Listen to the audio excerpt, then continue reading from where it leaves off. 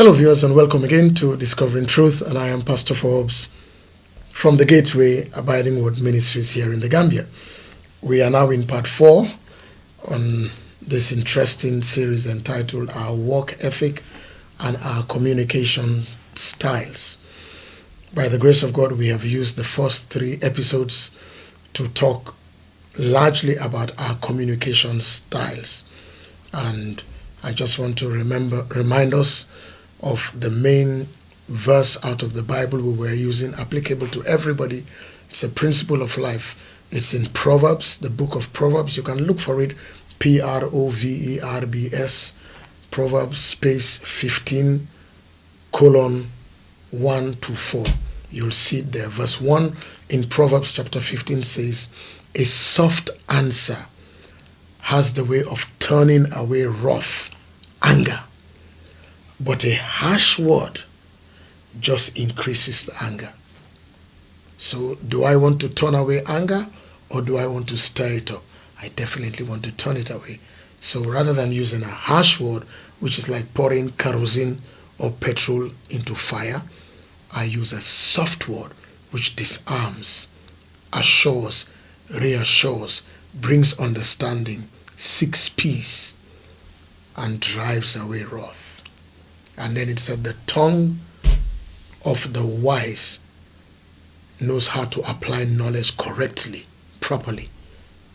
But it's only the mouth of fools that talks anyhow. And I said, we've all had our time of foolishness when we just rant because we're impulsive.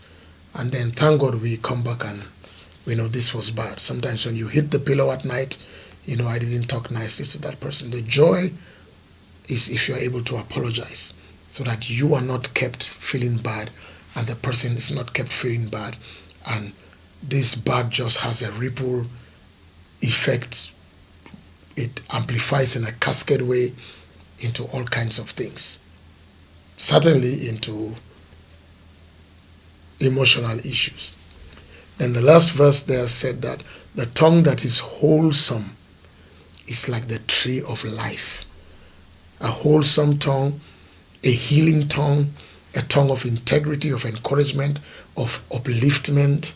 That kind of tongue, everybody wants to be around it, because the thing that comes out of that tongue, the Bible says, is like the tree of life. You pluck the fruits and you know that longevity, werguyaram, well body, becomes yours. So let's walk with that way, using a soft word, a soft answer in relating to everybody on every issue, regardless, and seeking for peace and seeking to understand first before we are understood, and not shouting and using power on people. Let's be the smiling coast. So now we want to turn our mind to our work ethic. Every nation has a work ethic. Every person must have a work ethic. Every person must have a vision, a mission, and some ethics, some core values that are non-negotiable in their lives. And these are indices that help grow a country's economy, makes it marketable, makes it able to attract loans and investors, because there is a particular mindset that follows how we work. Obviously, if the title is work ethic, then I am assuming that nobody subscribes to laziness. Nobody endorses it. And that's why I really am a firm believer that even the almsgiving and we call it charity works that we do, I don't think they must be done with a view to keeping people where they are, because that's not helping. They must be done with a view of uplifting them from that scenario and changing their quality of life and their dignity, so that they can also be functionally useful members of society, contributing in their wherewithal, in their acumen, and of course in their tax for the development of our country. So we must have a work ethic. So having said that, my base fundamental understanding is that we all believe in the dignity of wholesome labor. wholesome labor, the dignity of working, the dignity of walking well, walking properly, walking in integrity. Wholesome. So I'm not talking about corrupt things. I'm not talking about immorality. I'm not talking about inordinate things. I'm talking about wholesome, win-win work ethic principles and a mindset. And so if we go to creation, we're people of faith, so we believe exactly what God said. When God created man in the garden and gave him a divine instruction of being fruitful, multiplying, subduing the earth, and exercising God's dominion, replenishing the earth. If you look at those 5 words, they are words that have an underlining word that has not been said, and that's the word seed. Anybody that says be fruitful is telling you that I know you have the seed, because the fruits come from the seeds. So God did not say be seedful because he has given us the seed. The seed, a mind to think, to create, to develop, to construct, to invent, to refurbish. He said be fruitful and then spread. And then he said replenish the earth. It means as the sources are going down, resource them, source them again, plenish them again, replenish, fill them again. The replenishing is not just so much a drink is finished and I am pouring it. It's the mind to have enough so that when what finishes, there is enough to replenish it. So it's a mindset of extra, of abundance, of diversifying our portfolio. It's a work consciousness. It's a work ethic. And then the Bible says when God breathed his life, the breath of God into man, and man rose up, he put him in the Garden of Eden and told him, till this place and keep it. I've given you seed. I've given you wisdom. I've given you the power of free will, the power of choice, and a guiding moral conscience. You have my intelligence upon you. Be creative. And man has tried. Because, ladies and gentlemen, 70 years ago, the UAE, particularly Dubai, was not what it is today. Here in our country, by Radio Seed, we have a big fuel station standing there. 30 years ago, there was erosion and water was coming all the way to the road. The land was reclaimed. God said, be fruitful, be multiplied. Then he said, till the earth, keep it. Use my skill upon you to translate something bare into something functionally profitable. Use light to your advantage. Use darkness to your advantage. Use the seed to your advantage. Use the land, use the air to your advantage. Develop a work habit, a work ethic. And as we always like to say, God gave Adam those instructions before he gave him a wife.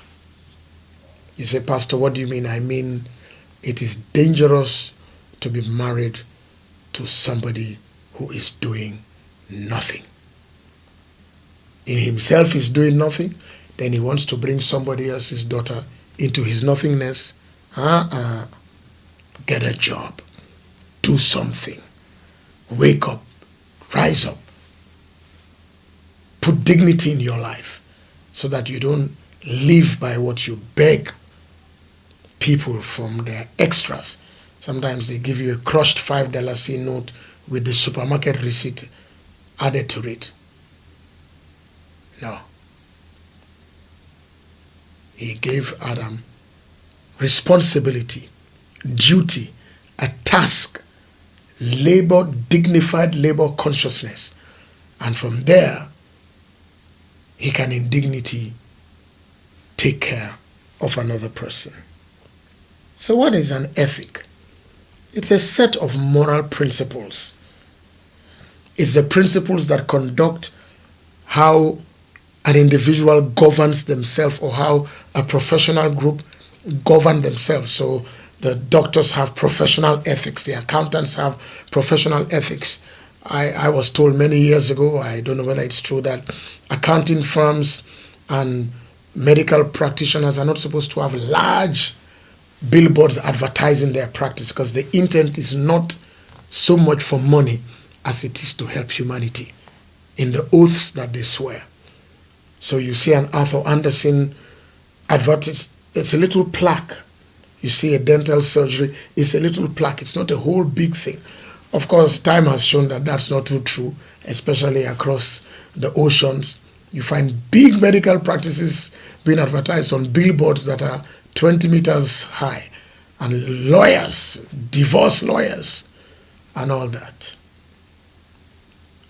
But professional ethics, moral guiding principles that govern behavior of a group, of an individual, it's consciousness, it's moral importance. If you like, it's a guiding philosophy. This we will do, this we won't do, this we will always do. When you see this, you know you have met us, because this is who we are. That is ethic. Ethic, if you like, is that discipline that deals with what is good and what is bad, what is morally duty and what is an obligation and what is not. So when you add that to work, you add everything that I have said, the principles, moral principles of working. I do not shortchange the client. I do not steal. I do not give them substandard things. I do not over-invoice. What is our work ethic? Because, ladies and gentlemen, right across the board, private sector, public sector, especially the public sector, construction industry, woo, woo. What's the work ethic? I think the first thing that would come to my mind is a sense of punctuality. You know, we need to catch that bird that seems to have flown out of the window and bring it back. Punctuality. Appearing on time, starting on time, and leaving at the right time. Work ethic, doing an honest day's job.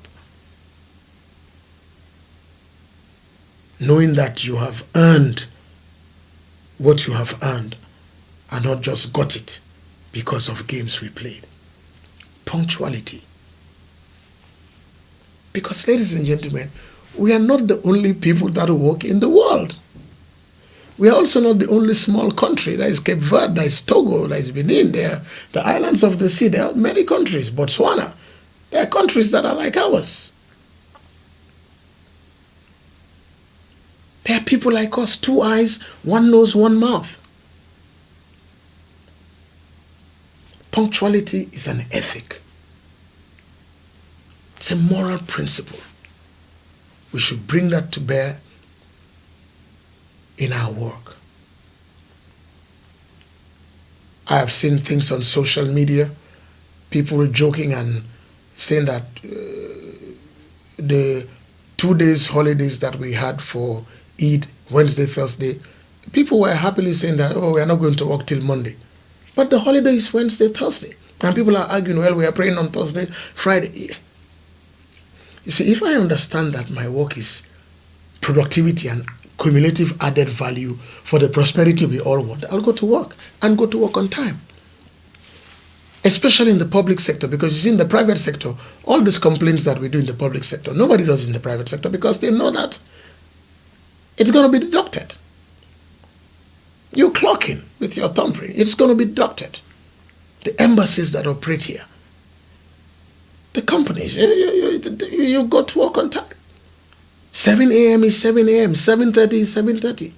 Whether it's dark, whether it's raining, it's 7:30. Because, ladies and gentlemen, if we make excuses for all of these things, can you imagine? It's raining, it's sunny, it's dark, they're doing the road, it's dusty, my dog died, my grandfather died, it's Independence Day, there will always be something. And that's why there are statutory holidays. And so we have to plan well. Christmas, Boxing Day, the next day we go to work. 1st of January, the next day we go to work. And on time. We need a proper work ethic. And we must not suffer from, permit the word, excusiology. The study of excuses. Everybody has an excuse. I was tired.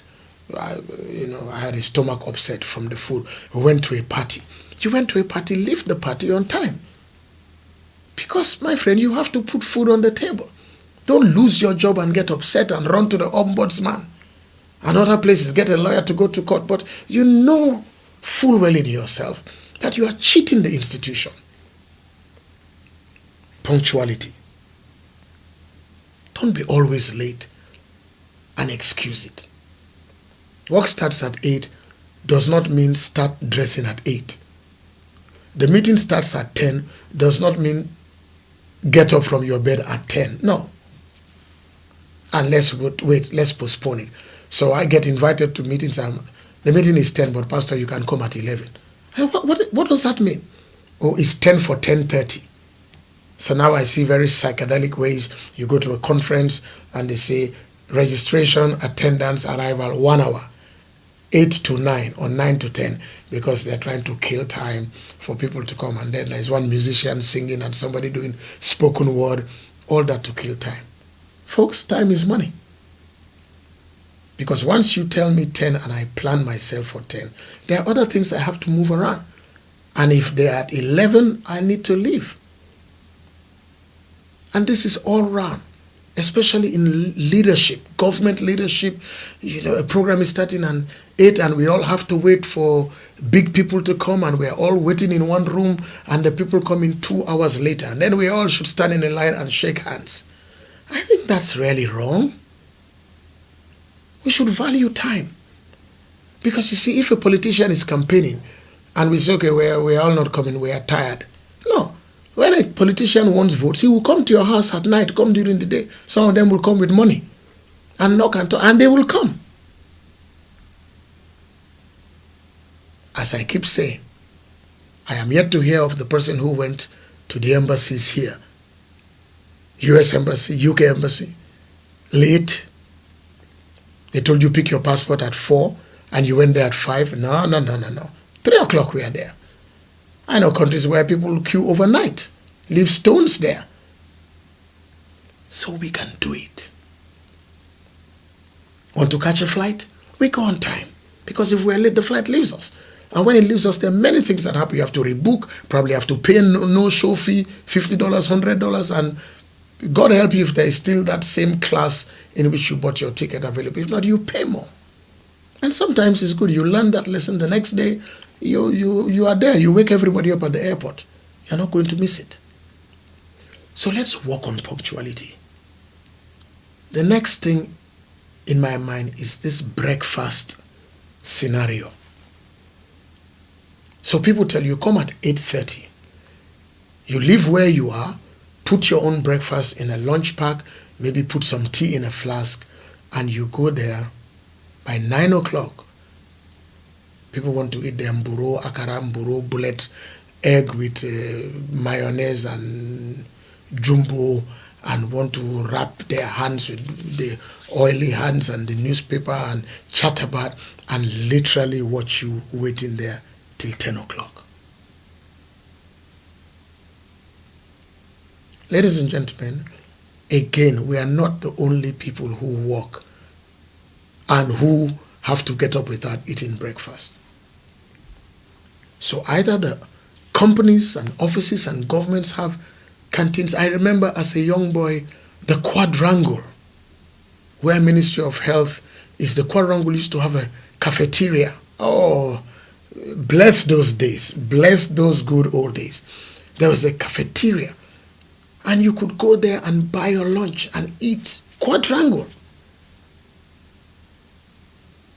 1978, 79, 77, 76. So that can happen within the premises during lunch hour. So we need to design a system whereby staff pack their breakfast, start work, have their tea break, continue work, have their lunch break, and continue like other companies do it. Or just have that 1 hour in which you eat. Companies around the world do it. Or have a canteen like some offices do, some banks do. Or have a caterer already have packed breakfast items. So that the excuse of, I wake up 6 in the morning, there are countries in West Africa where they wake up 4 in the morning. They wake up at 5 in the morning and they are in their offices at 8 and they work till 5. And some of them have to travel distances further and longer than we have in the Gambia, with traffic you would not even believe exists. Traffic jams and go-slows that you won't even believe exist. Yet they are working. So we need to be able to handle this breakfast issue so we can do well. The third one that has to do with work ethic, and I'll stop at this one and continue next week, is when people give you their word. I will come. I will do it. Dinanyo, I will come. And as they are saying it, they know full well that they are not going to come. Why? It's best I tell you, look, I will not come. So your expectations may be dashed for a while, but at least you plan an alternative.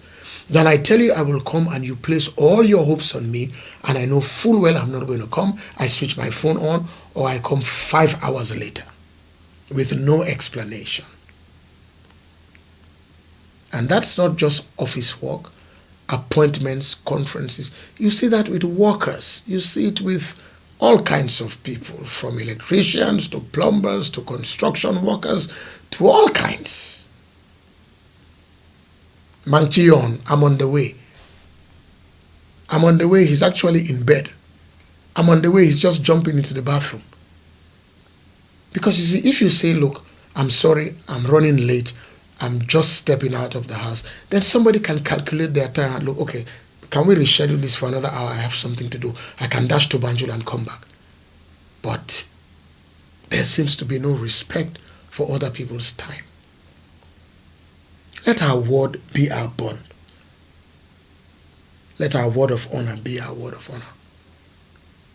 So I have some more, but I want to stop with this. Coming to work on time, starting on time, and not leaving 1 hour before time in the name of transportation. No. Or extending a holiday because after all it's government job, they will pay me. No. Breakfast. Extended breakfast. So if we think about it, how many functional hours do we put in a day? I don't really think we can comfortably say in the public sector we actually work 44, 46, 48 hours a week. It's all on paper. And if you want to put in a clock timing, people want to destroy it. Pour tea on the machine. And then eat breakfast forever. And then the word of honor. Ladies and gentlemen, it is better to say, I cannot, I will be unable to come, I am unavailable, I can't make it, I apologize, than to say, Dinanyo, I will come, Manchiyo and we ade come. Like one man used to say, I can see you, but you cannot see me. What does that mean? Let's stop all that, because it all comes to play on the quality of life we have, the GDP, the prosperity of the nation, everything that we want to come. Just look around to countries where they work hard and you'll see the results. And no wonder they're able to go on holidays, go on leave and do so many things and come back and work again. We that think we are outsmarting and gaming the system, we are stuck where we are. Something is wrong. But I know we will change it because we're going to change our work ethic. Let me stop here and say, as I always say, until by the grace of God, next week I come your way, may God keep us. If one of us starts changing our work ethic, changing our sense of timeliness and appearing punctual in what we do, regardless who is there, who is not there, start the meeting. If it's only one person there, start it. The rest will catch up. If a minister appears and nobody is there, he starts the meeting. Let everybody else come back feeling embarrassed. If the president should come, he comes on time and everybody is scrambling and the diplomats are locked out because they're late. Everybody will get a sense of understanding. And we will have more time on our hands to do greater things. Because you see, when you are punctual, you get things done quickly and you have time for other things. So punctuality, this extended breakfast eating and word of honor is something we have to handle. Next week, by the grace of God, I want to start touching estimates. Have you ever tried to build something? You get a contractor, he says, okay, 100 bags of cement. By the time you finish, you've bought 240 bags. And you keep wondering, what is it about figures and estimates? Is it that they are afraid? Is it that they are wicked? Is it that they want to trap you to a point of no return that you know you cannot stop, you just have to continue? But that is so tedious. Or is it that they are not trained and qualified to know what to do? Like somebody used to say in the past, nanyo rek, nanyo, indirect nanyo. As if there was a hole where you just dig the money and buy nanyo. We'll pick up from here next week by the grace of God. Have a good day and may God bless the Smiling Coast. Thank you.